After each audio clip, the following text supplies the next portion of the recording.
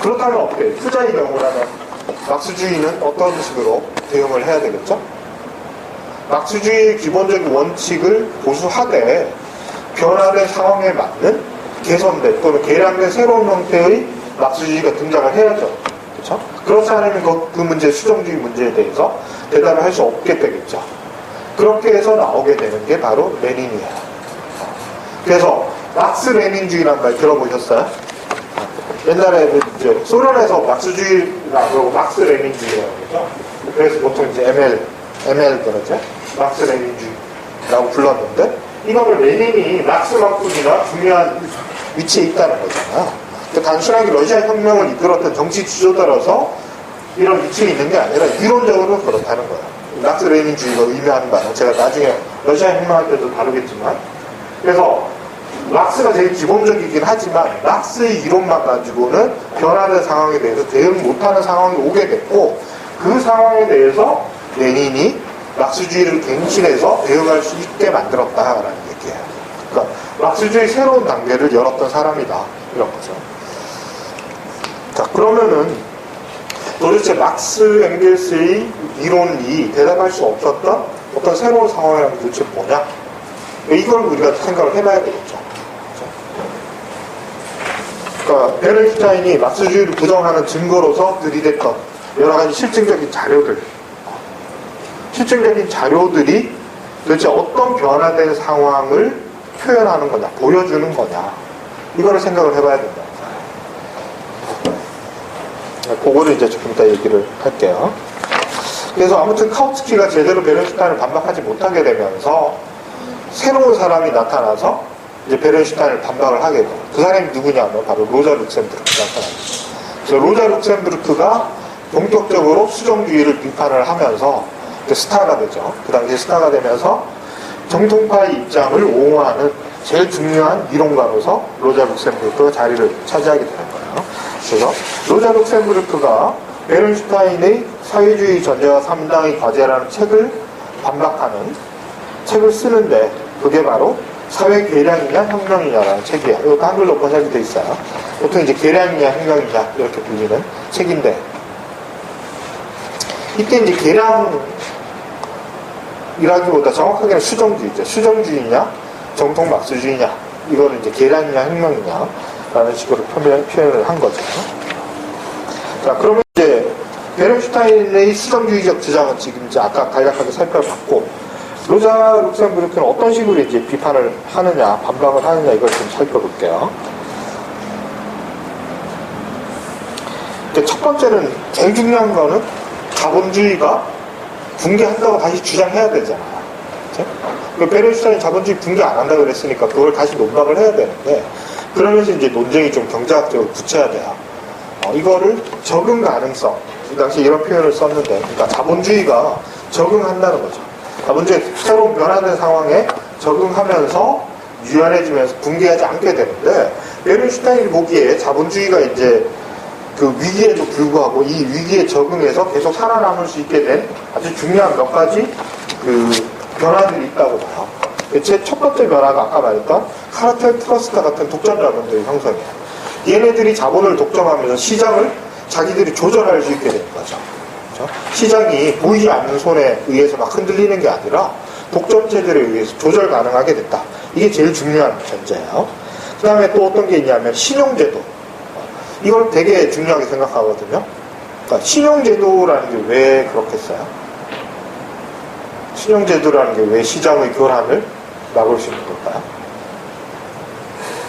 예를 들어서 우리가 현금만 갖고 거래를 한다, 이러면은 사회적 수요가 갖고 있는 구매력에 딱 한정되겠죠. 근데 아시다시피 신용카드 생각해보세요. 그거는 어떤 역할을 했죠? 신용카드가 엄청난, 자본주의 발전에도 엄청난 역할을 했잖아요. 20세기 중력에도. 어떤 거였어요? 실제로 자기가 갖고 있는 구매력보다 훨씬 많은 걸 구매할 수 있게 만들어준 거잖아요. 구매력을 팽창시켜버린 거잖아요. 내가 이번 달 월급 100만 원이지만 12개월 할부로 100만 원짜리 살 수도 있게 된 거야. 그전에는 월급 100만 원 받는 사람이 100만 원짜리 물건을 사는 거는 불가능해. 이거 저축을 해서 100만 원 현금을 만들기 전에 아예 못 사는 거였지만, 그전에 돈이 없는 상태에서 살 수 있게 된 거잖아요. 그렇죠? 신용제도라는 게 그런 거죠. 아주 소비자의 측면에서만 봐도.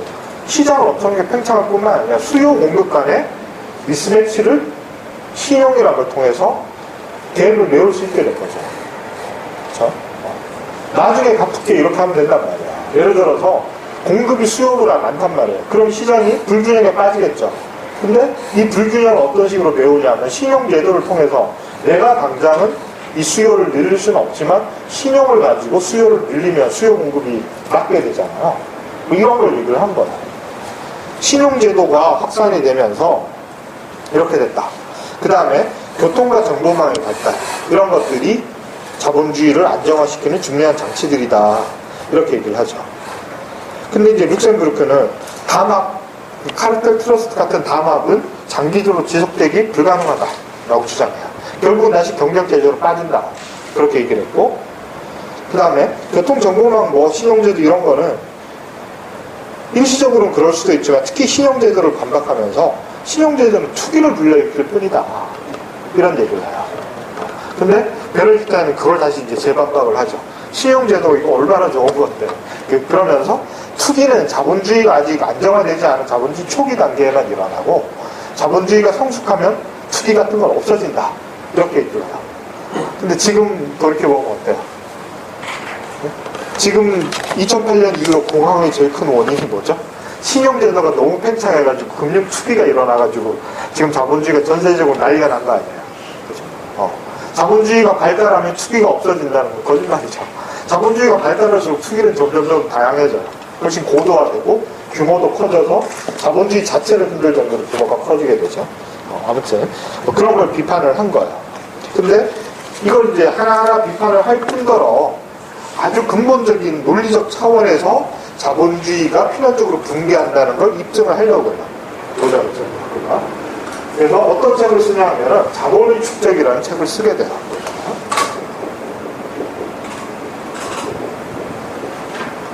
오늘 조금 내용이 어렵나요? 조금 얘기가 너무 많아서 짧게 얘기해요. 아주 단순하게만 내용을 말씀드릴게요. 어떤 얘기를 하냐면 자본주의는 그것이 팽창하지 않으면 붕괴돼요. 끊임없이 팽창하기 위해서는 이런 거 이제 자본주의 영역이 있단 말이에요. 이렇게 이제 자본주의 영역이 발전하고 이게 더 팽창하기 위해서는 이 바깥에 있는 비자본주의 영역이 있겠죠. 자본주의가 이 안에서 충분히 성장하고 나면은 더 이상 성장할 수 없어서 붕괴돼요. 그러니까 붕괴하지 않으려면 비자본주의 영역을 끊임없이 자본주의 영역으로 계속 편입시켜야 돼요. 이게 자본주의 팽창은 생산과 재생산의 중요한 원칙이라고 봐요. 근데 지구는 한정돼 있잖아요, 물리적으로. 그렇죠? 전 지구적으로 자본주의가 다 확산되고 나면 자본주의를 팽창할 수 없죠. 붕괴될 수밖에 없다는 거예요. 이게 아주 기본적인 거예요. 비자본주의 영역이 더 이상 남아있지 않게 되는 단계가 되면 자본주의는 붕괴되는 거죠. 그래서 로자가 보기에 이 자본주의는 유럽에서 발생한 현상이잖아요. 그렇죠? 북서유럽에서 먼저 선진화되기 시작한 현상인데 이게 점점 팽창되는 거예요. 팽창되기 위해서 뭐를 하죠? 어떤 현상이 나타났죠? 자본주의가 유럽 바깥으로 팽창되면서 뭐를 개척해요? 식민지라는 걸 만들어내죠. 이 현상, 식민지를 만들어내는 현상을 제국주의라고 부르는데 이 제국주의가 자본주의의 본질적인 모습이 되고 식민지를 끊임없이 만들어낸 거예요. 그래서 로자가 보기에는 20세기 초반 정도가 되면은 이 제국주의의 전 지구적 확장이 이미 한계에 도달했다고 봐요. 한계에 도달했으니까 자본주의 이제 위기에 처하겠죠. 더 이상 팽창 못하니까. 그러면 개별 자본가들이나 개별 국가들, 자본주의 국가들은 안 망하려면 어떻게 돼요? 팽창을 해야 되는데 이미 비자본주의 영역은 사라지니까. 그 다음에 더 팽창하려면 어떻게 해야 돼요? 남이 갖고 있는 걸 빼앗아와야 돼. 그렇죠? 그래서 이게 이미 자본주의 열강들에서 세계가 분할된 거잖아요. 이렇게. 분할된 거를 빼앗아와야 되니까 재분할하는 방법밖에 없게 되고 이 재분할 과정에서 내가 안 망하려고 예를 들어서 영국 자본주의가 망하지 않기 위해서 프랑스한테 니네 갖고 있는 것 좀 줘. 이러면 줄 리가 없어. 자기들도 망하는데. 모두 다 자본주의 영역이 다 똑같은 상황에 처하게 된다. 그렇게 되니까 재분할은 평화적인 협상의 과정으로 절대 이루어질 수 없는 거야. 그렇죠? 필연적으로 하나가 망해야 되는 거니까. 어떤 형태가 되겠죠? 전쟁의 방식으로 드러나게 되겠다. 그래서 자본주의 붕괴는 경제적 측면에서 붕괴가 일어나는데 이 자본주의라는 경제적 붕괴가 드러나는 현상은 정치적 방식인 전쟁으로 나타나게 될 거다. 이런 식으로 얘기를 해요. 그래서 실제로 어떻게 되죠? 실제로 1차 세계대전은 2차 세계대전이 터지지 않아요. 이거를 설명하는 거예요. 그래서 자본주의 붕괴의 필연성을 로자가 실제로 로자한테 아주 중요한 측면은 이거예요. 자본주의 붕괴의 필연성이라는 게 일단 전제가 되는 거예요. 이게 전제가 되기 때문에 대중이 혁명적이 되는 거예요. 이런 전제가 없으면 대중이 혁명적으로 될 수가 없어요. 로자 이런 체계 내에서. 그래서 근데 이것만 얘기하는 게 아니냐? 그렇지 않죠. 이 두 가지를 다 동시에 얘기를 하는 거예요. 조금 이따 다시 이제 말씀드릴게요. 그래서 어쨌든 로자 룩셈부르크가 베른슈타인을 비판했던 첫 번째 정거는 뭐냐 하면은 자본주의의 필연적 붕괴라는 거예요. 이거를 입증해야지만 수정주의를 극복할 수 있다고 본 거예요. 그러니까 결국 논쟁의 초점은 여러 번 말씀드리지만 자본주의가 필연적으로 붕괴한다고 보는 입장과 그렇지 않다고 보는 입장, 이 둘 사이의 싸움이라고 할 수 있어요. 이 입장 차이에서 네 가지 논쟁이 다 파생되는 거라고 말할 수 있죠. 그 다음에 또 하나 중요한 얘기를 하는데 아주 재밌는 구절이 있죠. 이런 구절이 있어요. 잘 알려진 구절인데 사회 계량이냐 혁명이냐 보면은 제가 읽어드릴게요. 입법 계량과 혁명은 따뜻한 혹은 차가운 소세지를 고르듯 역사라는 판매대에서 임의로 선택할 수 있는 역사 발전의 서로 다른 방법이 아니다. 찬 소세지 뷔페 가면 찬 것도 먹을 수 있고 뜨거운 것도 먹을 수 있고 자기 마음대로 골라 먹을 수 있잖아요. 근데 계량과 혁명은 그런 거 아니라는 거야. 이게 무슨 얘기예요? 왜 이런 얘기였나? 계량과 혁명을 둘 중에 하나 골라 먹는 거라는 거는 소세지 중에 찬 소세지, 뜨거운 소세지 골라 먹는다는 건 일단 소세지라는 점에서 똑같잖아요. 그쵸? 그 계량과 혁명이 단순하게 사회주의로 넘어가기 위한 전술 차원에서 이 전술을 채택할까 저런 전술을 채택할까 이런 문제가 아니라는 거예요. 그 얘기야. 무조건 혁명만 해야 된다, 선택할 필요 없어 이런 얘기가 아니라 이 두 개는 같은 층위에서 놓고 비교할 수 있는 대상이 아니라 층위 또는 범주가 아예 다른 거라는 거야.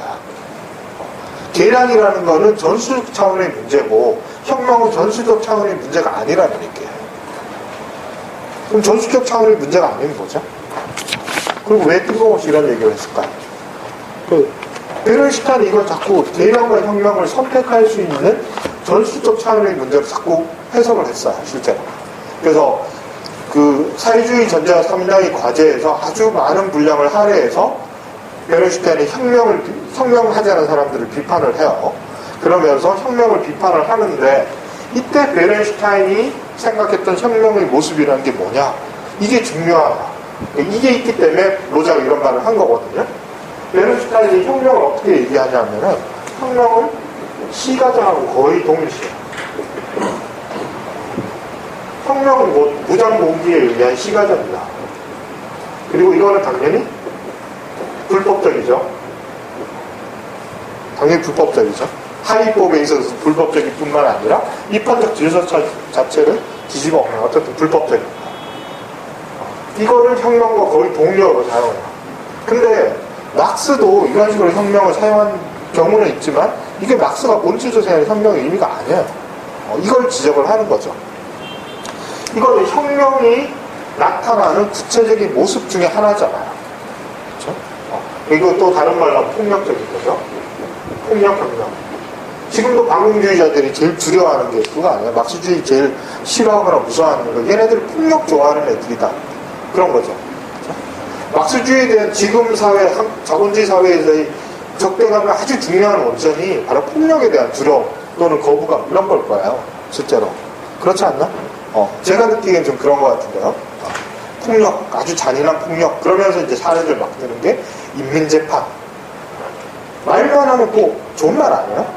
인민이 재판하는데 법관 한 놈, 잘난 법관 한 놈이 사람의 목숨을 빼앗고 살리기도 하고 죽이기도 하는 것보다 인민이 스스로 사상에 대해서 판단하는 게 그 더 좋은 거 아닌가? 그건 민주주의 아니에요? 그렇잖아요. 말만 놓고 이게 진짜 민주주의잖아요. 근데 인민재판 그러면 아주 끔찍하게 생각하죠. 공산주의 제일 나쁜 것 중에 하나가 인민재판 이런 얘기 하잖아요. 6.25 방공국에 보면 항상 나와요. 인민재판. 그게 전부 다 폭력에 대한 두려움이 있는 거예요. 그렇죠? 이걸 교묘하게 섞어버리는 거예요. 근데 폭력이란 말도 한번 생각해보세요. 폭력이 뭐야? 이거 한자어로 쓰면은 의미가 되게 협소해지는데 영어로 쓰면 의미가 달라져요. 독일어로는 뭐 게발트라 그러거든요. 이건 뭐야? 바이올런스는 뭐야? 동사로 써볼까요? 이건 무슨 뜻이죠? 위반하다는 거잖아요. 어원이 같잖아요. 그렇죠? 우리가 예를 들어 농구하다가 농구 규칙하면 이것도 잘못된 용어 얘기하지만 생그럼 이상 그러면 어떻게 해? 워킹 바이올레이션 아니야. 그럼 그것도 폭력이야? 어? 아니잖아요. 그러니까 폭력이라는 원래 유럽어의 의미에는 규범을 넘어선다는 거예요. 가장 기본적인 건 규범을 넘어서는 거예요. 그래서 규범을 넘어서는 서게 되니까 규범을 넘어서는 방식이 구체화될 때는 물리적 폭력을 수반할 가능성이 높아지는 거예요. 근데 물리적 폭력은 폭력의 협소한 의미 중에 하나예요. 폭력이 아주 협소한 의미 중에 하나가 물리적 폭력이에요. 그 다음에 물리적 폭력만 있는 게 아니라 물리적 폭력도 다시 세분돼요. 일반적으로 어떻게 세분되냐 봐도 이건데 불법적인 물리적 폭력이 있고 합법적인 물리적 폭력이 있어요. 그래서 경찰이 저항하는 범인을 몸싸움 같은 체포했다. 그렇다고 폭력대로 잡아가지 않잖아요. 그렇죠? 왜 그렇죠? 공권력을 행사하기 때문에 그렇잖아요. 권력을 국가가 법적으로 인정해준 권력을 행사하는 과정 속에서 사용되는 물리적인 거는 제한적이긴 하지만 허용되잖아요. 그렇죠? 그리고 물리적 폭력을 행사하지 않더라도 국가가 행사하는 권력은 다 물리적 폭력을 잠재적으로 전제하는 거예요. 여러분들 세금 고지서 나오잖아요. 그쵸? 세금 고지서 안 내도 그만이라고 생각하시면 대부분 내잖아요. 왜 내죠? 안 내면 처벌받잖아요. 그쵸? 처벌받는 거예요. 그러니까 처벌이 가장 근원은 물리적 처벌이에요. 사형. 제일 중요한 게 사형이 목숨을 빼앗을 수 있다는 전제에서 그게 점점 약화되면서 연역된 거예요. 그런 국가가 결국은 구성원들이 목숨을 빼앗을 수 있는 최종적인 권리를 갖고 있다는 그 근거가 없으면 세금 고지서 우리 다 무시할 수 있어요. 그렇죠? 그런 거예요. 그러니까 합법적인 거든 불법적인 거든 물리적 폭력 있을 수 있는데 합법적 폭력, 합법적인 물리적 폭력, 비합법적인 물리적 폭력 또는 물리적 폭력 그 자체 이런 것들을 전부 다 폭력을 구성하는 작은 단위들이야. 작은 하위 개념들이야. 근데 베른슈타인은 어떻게 사용했죠? 이거를 폭력은 곧 물리적 폭력 이렇게 한 거야. 폭력은 곧 물리적 폭력이고 불법적인 거고 그것이 구체적인 형태는 프랑스 혁명 당시에 경험했던 무장 봉기에 의한 시가전의 형태. 이게 곧 혁명이다. 너무 비약이 심하죠. 그렇죠? 시가전에서부터 시작해서 점점 커진 거야. 실제로는 이만큼 큰 범위와 여기에 들어가는 아주 작은 범위를 두 개를 갖다 이래버린 거야. 혁명은 아주 근본적으로 이런 위반의 가장 큰 형태, 가장 본질적인 위반의 형태가 혁명이잖아요. 하나의 사회가 성격이 전혀 다른 새로운 사회로 바뀌는 거를 혁명이라고 그러죠. 그렇죠? 거기에는 상당히 많은 여러 가지 현상들이 수반이 돼요. 제도도 바뀌고, 사람들의 생각도 바뀌고, 재산 정도도 바뀌고, 우리가 생각할 수 있는 모든 게 삶의 방식이 다 바뀌는 거예요. 그 과정에서 물리적 폭력이 수반될 가능성이 상당히 높겠죠. 무질서가 막 야기되고 할 테니까. 그렇죠? 그런 아주 하위 단위의 것을 근본적인 의미에서의 혁명과 동일한 걸로 묶어버리는 거예요. 이게 사실 같은 게 아니잖아요. 그렇죠? 그래서 막스는 한 번도 혁명이 폭력적이라고 말하는데 이 폭력이 물리적인 형태의 시가전만 의미한다고 절대로 얘기한 적이 없어요. 그렇죠? 이미 우리가 파리 고민할 때도 얘기했지만 19세기 1870년 정도만 돼도 시가전이 물리적으로 군사기술적으로 불가능해지는 상황이 와버렸단 말이에요. 아예 못 이기는 거예요. 유럽 대도시에서는 시가전을 이렇게 해서 이길 수가 없어요. 정규군한테. 대포나 장갑차 나중에 장갑차 등장해버리면 절대로 못 이기죠. 그 상황에서 이런 거를 혁명과 동일시해버린다는 거예요. 근데 이게 혁명이 이런 뜻만 갖고 있는 게 아니라는 거를, 그리고 혁명의 사실 더 근본적인 뜻은 생산 양식이 바뀐다는 거잖아요. 막스의 원래 뜻은 혁명은 생산 방식이 완전히 새로운 생산 방식으로 변화하는 과정을 혁명이라고 부른 거예요. 그렇죠? 이게 본질적인 의미인데 이런 거 다 빼버리는 거죠. 이거 빼버리고 요거만 딱 얘기하는 거야. 혁명을 아주 협소한 의미로 사용하는 거죠. 왜 그랬을까? 베르누타인이 몰라서. 다 알죠. 왜 몰라요? 엥겔스하고 아주 친했던 사람인데 다 알죠. 왜? 혁명을 거부하기 위해서 그런 거야. 이데올로기적 장치야. 이게 선동적인 문구예요. 선동적인 문구. 근데 그 베르누타인이 아주 효과적으로 사용한 거 지금도 사용되고 있는 거야. 그렇죠? 지금도 반공 논리에서 핵심이 이거잖아. 그렇죠? 우리가 공산주의 두려워하는 게 이런 거야. 지금도 왜 시민운동 그러면 상당히 긍정적으로 보죠. 보수적인 사람들도 긍정적으로 보고 중앙일보 이런 데서도 좋아하잖아요. 그렇죠? 근데 혁명한다 그러면 갑자기 태도가 달라져요. 왜 그렇죠? 폭력을 수반하지 않기 때문에. 그렇게 얘기하지만 실제로는 뭐예요? 체제의 위협이 되지 않기 때문에. 가장 큰 차이가 이런 거예요. 그러니까 혁명이라는 거는 그래서 생산 장식 또는 다른 말로 하면은 체제, 그리고 이 당시에 용어로 하죠. 입헌적 질서. 베르누타인이 무슨 썼던 용어가 있는데 제가 갑자기 기억이 안 나네요. 입헌적 질서하고 비슷한 의미의 말을 써요. 이런 것들이 테두리 안에서만 사회를 바꾸자라고 주장하는 게 계량인 거예요. 그러니까 사회주의를 나가기 위해서 이런 폭력의 방식과 평화적인 방식이 있는데 너 뭐 택할래? 베르누타인이 이렇게 물었다는 거죠. 그럼 사람들이 당연히 평화적인 방식을 선호하겠죠. 그렇죠? 그건 당연한 거예요. 근데 이건 거짓말이죠. 혁명할래? 계량할래? 수정주의 할래는 올바른 질문이지만 혁명할래? 계량할래?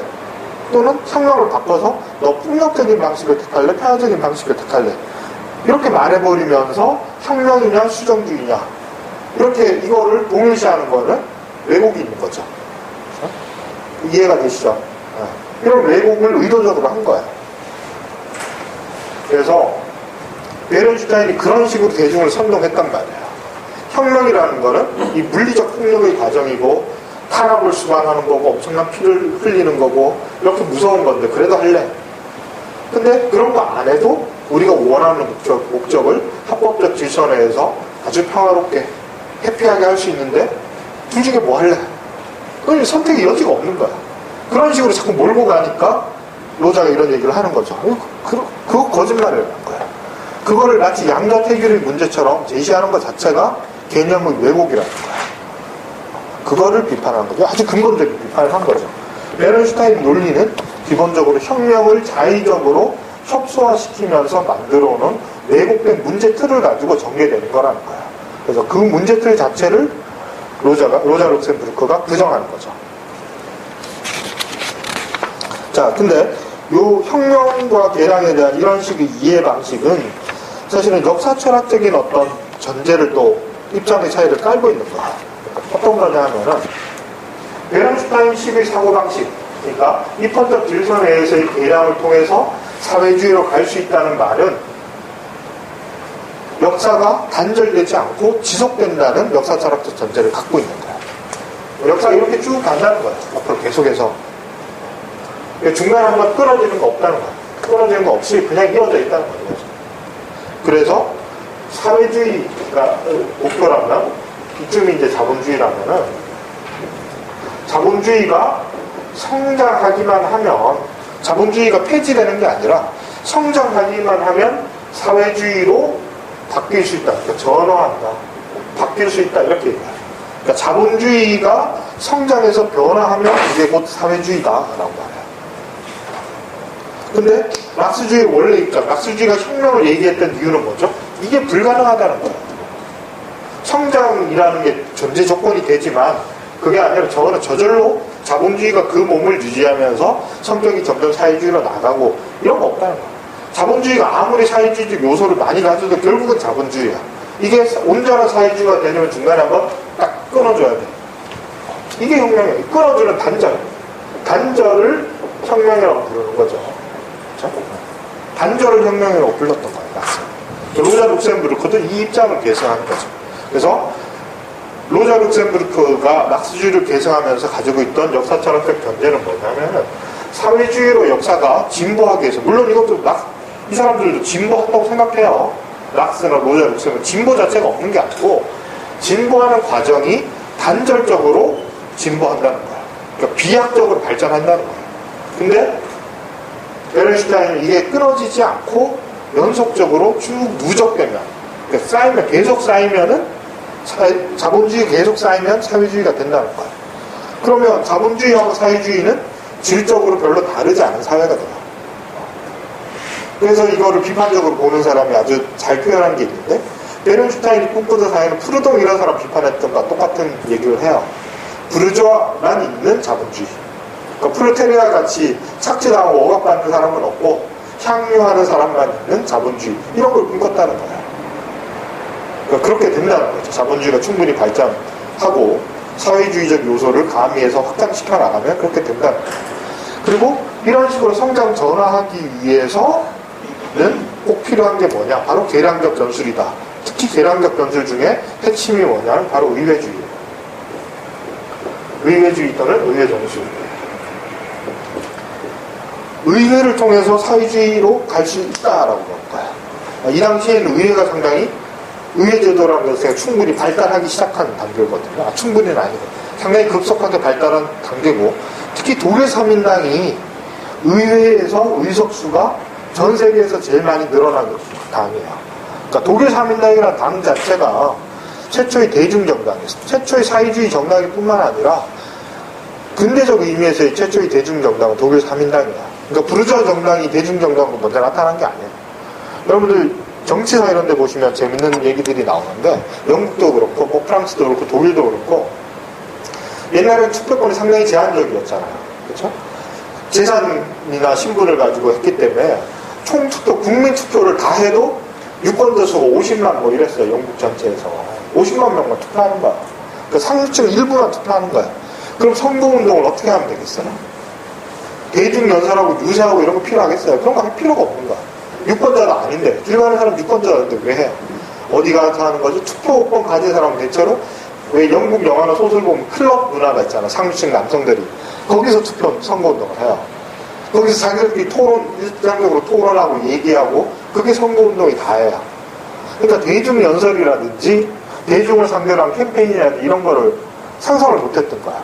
근데 그런 정치적 전술은 어디서 발달하냐 하면은 노동운동에서 먼저 만들어낸 거야. 노동자 대중들을 상대로, 특히 교육 수준이 낮은 대중들을 상대로 선동하고 조직하고 연설하고 구호 같은 걸로 아주 지각적으로 자기들 주장 전달하고 하는 전술들이 전부 다 노동운동에서 나온 거야. 이게 투표권이 확대되기 시작하니까 어떻게 되겠어요? 이전의 지배계급들은 이런 변화된 정치 상황에 적응을 잘 못하는 거야. 근데 노동운동 해오는 사람은 이게 흔히 자기들이 하는 거잖아.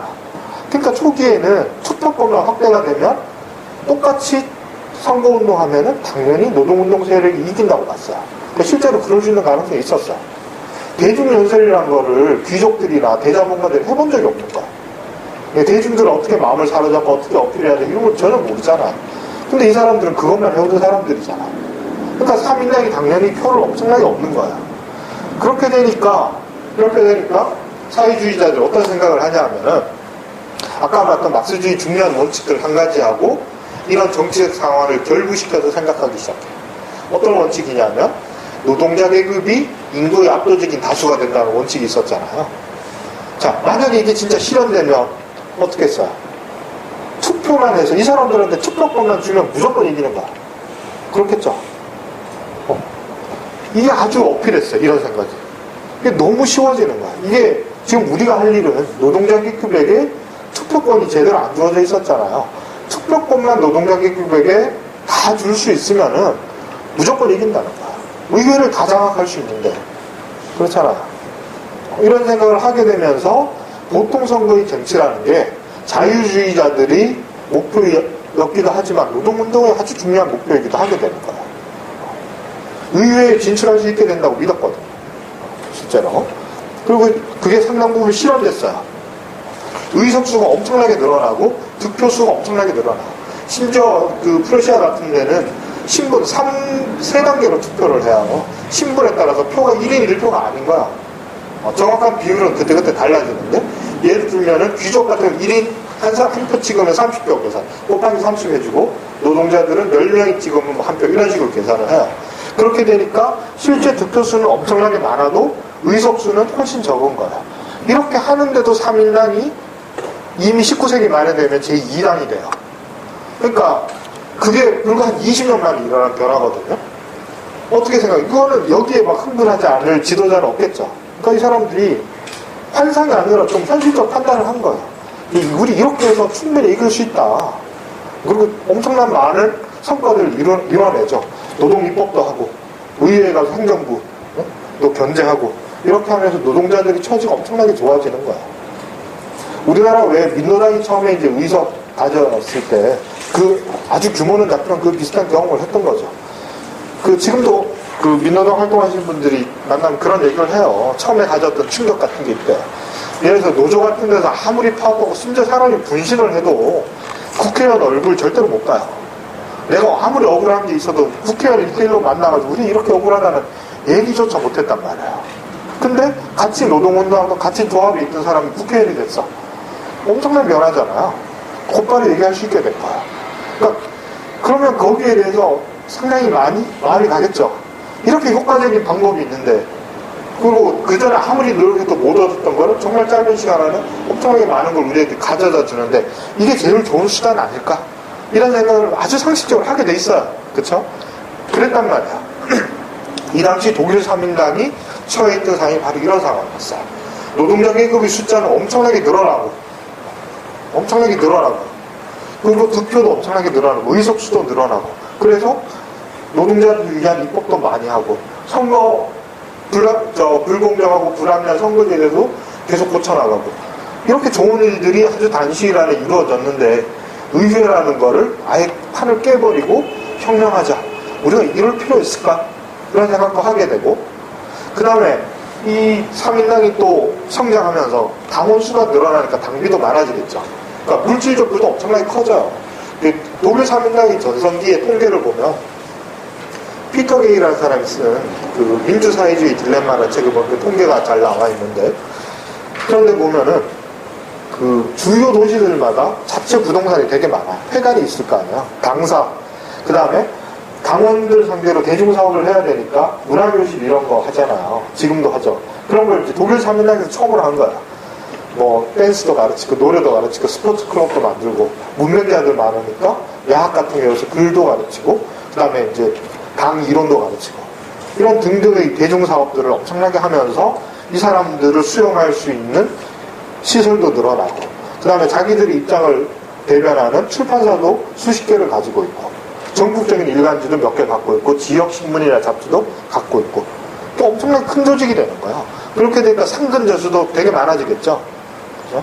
상근자 수가 많아져요. 이게 되게 큰 문제예요, 사실은. 어떤 조직이든.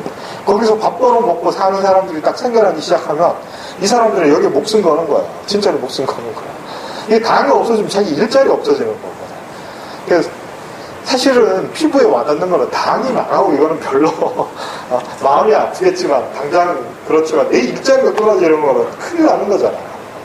이런 사람들이 수가 많아지고 이 사람들의 목소리가 점점 커지는 거예요. 그러면 주요 당직자들은 주로 또 어떤 사람이 됐겠어요? 좀 많이 배우는 사람들, 지식인들, 상류층 출신 지식인들이 되겠죠. 그렇죠?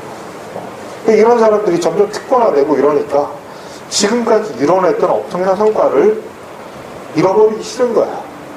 그렇겠죠. 이게 인지상정이야. 그렇게 되니까 점점 투쟁에 있어서도 위험을 감수하지 않으려는 거야. 만약에 이게 진짜 우리가 혁명 일으켜서 성공한다는 보장이 있으면 물론 했겠죠. 근데 그 보장이 없는 행위는 가급적 하지 않으려고 하는 거야.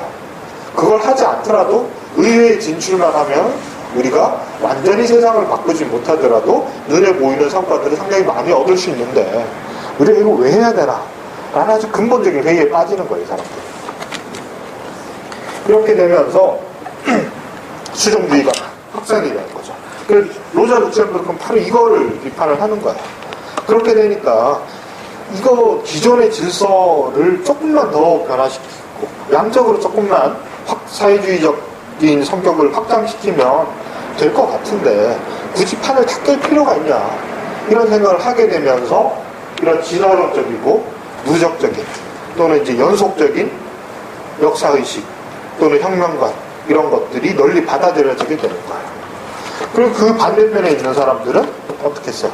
이거 단절을 계속 강조하는 거죠. 이 상태로 아무리 늘어나봤자 이건 조금 나은 자본주의일 뿐이지 절대로 뭐가 변하는 게 아니라는 거예요. 본질적으로 변화시켜야 되기 위해서는 단절이 정말 중요하다. 그래서 19세기 후반과 20세기 초반 내내 유럽 지식인들, 좌파 지식인들 사이에 역사 철학 논쟁이 활성화되는 게 바로 이런 맥락에서 일어나는 거예요.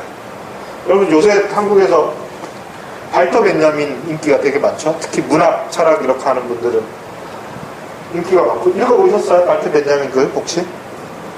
발터 벤야민 폭력의 비판을 위하여 또는 뭐 역사 철학 태제 이런 거 읽어보셨어요?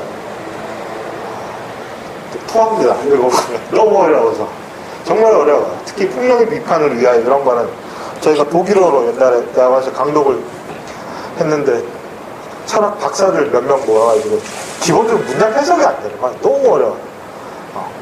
별로 분량도 많지 않아요. 우리 글로 번역해서 한 20-30페이지 되나? 그 정도를 한 6개월을 이렇게 보고 저렇게 보고 무슨 말인지 모르겠어요. 되게 어려워요. 근데 그 사람들이 대체로 그래요. 대체로 그런데 제가 세움 총서 나오고 이제 통계 본다고 베스트셀러 통계를 보니까 웬만한 대중적인 해설서보다도 벤야민 선집 요새 번역돼서 나오잖아요. 몇 년부터. 그게 더 많이 팔렸어요. 깜짝 놀랐어요. 진짜 읽을까? 그런 생각이 들긴 하는데 그 정도로 좀 유행을 해요. 근데 제가 조금 우려가 되는 건 그런 거예요. 저는 이제 문학하는 분들이나 철학하는 분들이 그런 책을 보시는데 그리고 그런 주제에 관심 있는 분들이 보시는데 이게 사실은 역사적 맥락이 있어서 나온 거예요. 그리고 이게 배경이 된 거예요. 지금 오늘 얘기하는 게 벤야민 작업의 중요한 배경이에요. 여기에 대해서 철학적으로 코멘트한 게 벤야민의 글들이다. 근데 문학하거나 철학하는 분들 보면 인터내셔널의 역사라는 건 전혀 모르죠, 대부분. 인터내셔널을 말로 모르는 분이 훨씬 많은데 특히 철학과 이런 친구들 보면 그게 이해가 될까 저는 모르겠어요. 왜 이 사람이 자꾸 역사 철학 태제 이런 거 보면 단절 되게 강조하잖아요. 역사적 단절 강조하잖아요. 메시아 오래 뭐 이런 거 얘기하잖아요. 그거를 혼자 이상한 얘기를 해요. 철학하는 친구, 문학하는 친구들 뭐 선문답 받듯이. 여기 수많은 상상이 나를 껴서 메시아라는 건 뭐고 단절이라는 건 뭐고 뭐 어쩌고 저쩌고 막 얘기해요. 근데 그게 아니고 혁명 얘기한 거예요. 혁명. 삼인주의자들이 자유주의가 또는 자본주의가 성장하면 세상 뒤집어 엎지 않고도 사회주의 될 수 있다는 데에서 이거 근본적으로 거부하는 그 얘기한 거예요. 물론 거기에 자기 생각이 덧붙여졌겠지만 기본적인 주장은 그거예요. 근데 그 얘기를 싹 빼버리고 나머지만 얘기하면 이해가 될 수 있을 거냐고 모르겠어요. 아무튼 좀 관심이 있었을 것 같아서 벤자민 얘기하면은 이게 이제 베른슈타인과 로자 룩셈부르크 아주 근본적인 차이예요. 자, 그러면은 아까 얘기했던 얘기를 조금 더 이제 다시 해야 될 텐데 이런 역사의 단절이라는 게 혁명을 통한 역사의 단절 또 그 단절을 통해서 단절로 역사가 끝나는 게 아니고 비약적으로 발전을 하죠. 비약적으로 발전하는 이 과정이라는 것이 일어나게 되는 원인이 있을 거 아니에요. 이 원인을 설명하지 못하면은 로자 룩셈부르크 같은 사람 자기 입장을 정당할 수 없게 되겠죠. 두 가지로 설명하죠. 아까 말했듯이 객관적 조건에 있어서 주체적 또는 주관적 조건이 있을 텐데 객관적 조건이 아까 말했던 자본주의의 필연적 조건이에요.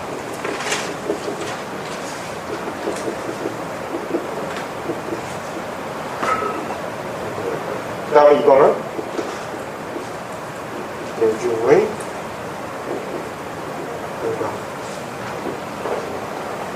대중이 주체가 된 혁명. 이 두 가지가 상호작용해야 돼요. 이게 근본적이고 이게 1차적이에요.